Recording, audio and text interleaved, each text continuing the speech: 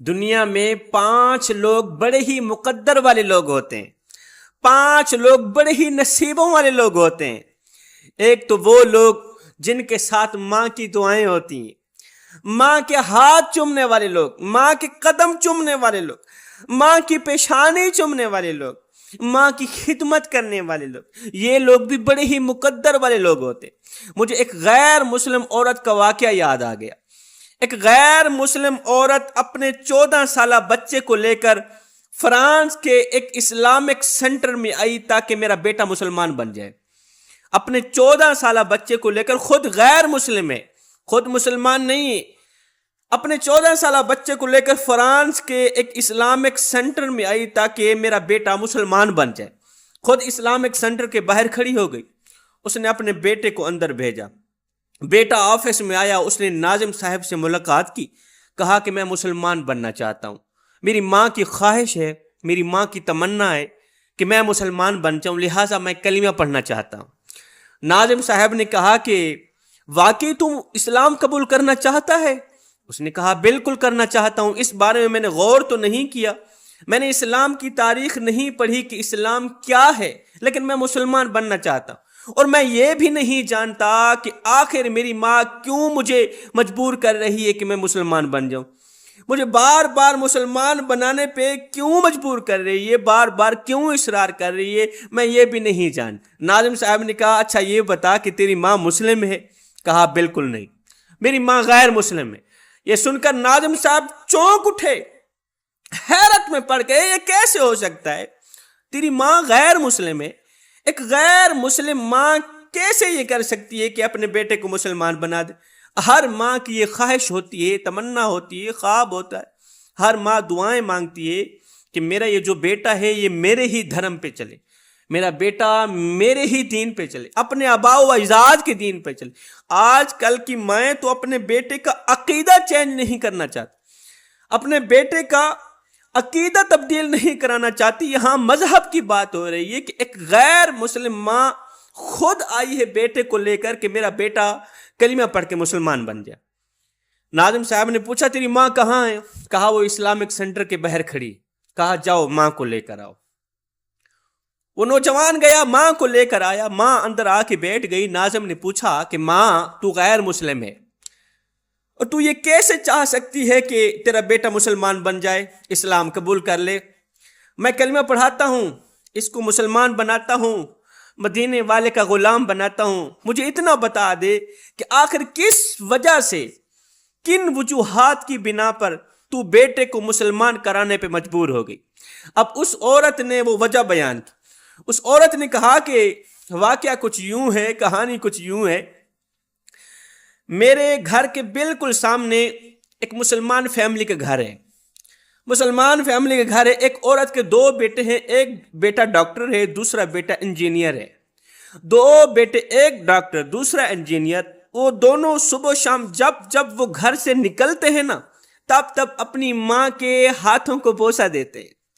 جس وقت بھی وہ گھر سے نکلتے ہیں اپنی ماں کے ہاتھوں کو بوسہ دیتے ہیں، ماں کی پیشانی چومتے ہیں، بڑی ہی عزت دیتے ہیں۔ دونوں بیٹے بڑا ہی احترام دیتے ہیں۔ ان کی ماں کسی عہدے پر فائز نہیں ہے، ان کی ماں کوئی پرائم منسٹر نہیں ہے، ان کی ماں کوئی امیر ترین عورت نہیں ہے، اور نہ ہی تو ان کو ماں کے ساتھ کسی قسم کا کوئی لالچ ہے، بالکل بھی نہیں۔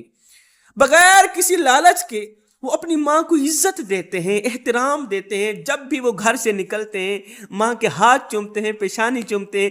جب سے میں نے یہ منظر دیکھا میرے اندر خواہش پیدا ہوئی کہ کیوں نہ میرا بیٹا بھی ان جیسا بن جائے، کیوں نہ میرا بیٹا بھی مسلمان بن جائے، قبل اس کے کہ وہ وقت آ جائے میں بوڑھی ہو جاؤں۔ ڈرتی ہوں کہ کہیں میں بوڑھی ہو جاؤں، میرا بیٹا جائے مجھے اولڈ ہاؤس پہ چھوڑ آئے، اس سے پہلے میں بیٹے کو مسلمان بنا لوں تاکہ جب میں بوڑھی بن جاؤں تو میرا بیٹا ان اسلام کے 2 شہزادوں کی طرح میرے ہاتھ بھی چومے، میرا بیٹا میری پیشانی بھی چومے، میرا بیٹا ان 2 شہزادوں کی طرح مجھے عزت بھی دے، پیار بھی دے، جب میں بوڑھی بن جاؤں میرا سہارا بنے، میری فکر کرے۔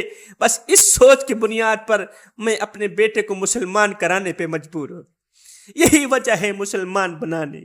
خوش قسمت ہیں وہ لوگ جو اپنی تمام خواہشات کو والدین کی خواہشات پہ قربان کرتے ہیں، ماں کو عزت دیتے ہیں، ماں کو احترام دیتے ہیں۔ دنیا میں 5 لوگ بڑے ہی مقدر والے لوگ ہوتے ہیں۔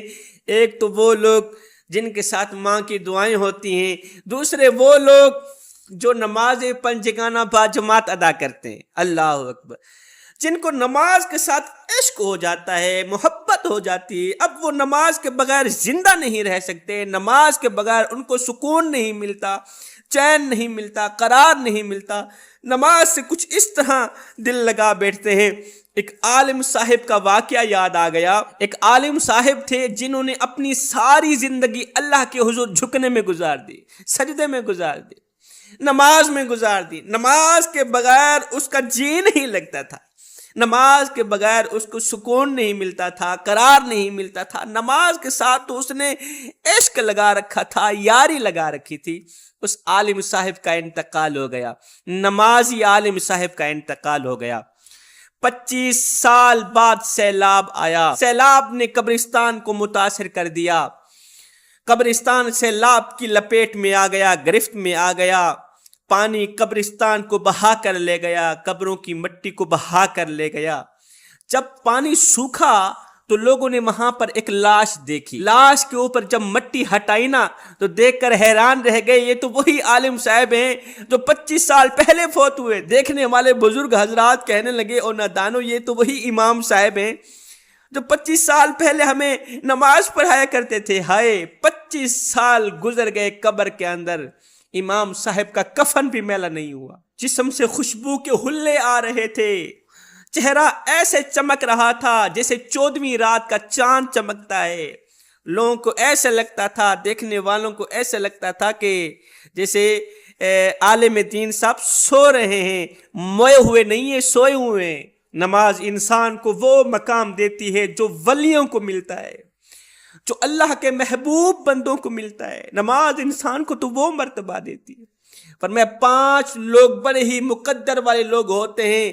ایک وہ لوگ جن کے ساتھ ماں کی دعائیں ہوتی ہیں، باپ کی دعائیں ہوتی ہیں، دوسرے وہ لوگ جو لوگ نماز پڑھتے ہیں، تیسرے وہ لوگ کہ دیگر لوگ ان کے اچھے اخلاق کی وجہ سے ان کے حق میں دعائیں کرتے ہیں۔ چوتھا وہ انسان بھی بڑے ہی مقدر والا انسان ہوتا ہے جس کو زندگی میں نیک بیوی مل جائے، پاک باز بیوی مل جائے، 5 وقت کی نمازی بیوی مل جائے۔ 5واں وہ انسان بڑے ہی مقدر والا انسان ہوتا ہے جو انسان حلال کی روزی کما کر خود بھی کھائے، اپنی اولاد کو بھی کھلائے۔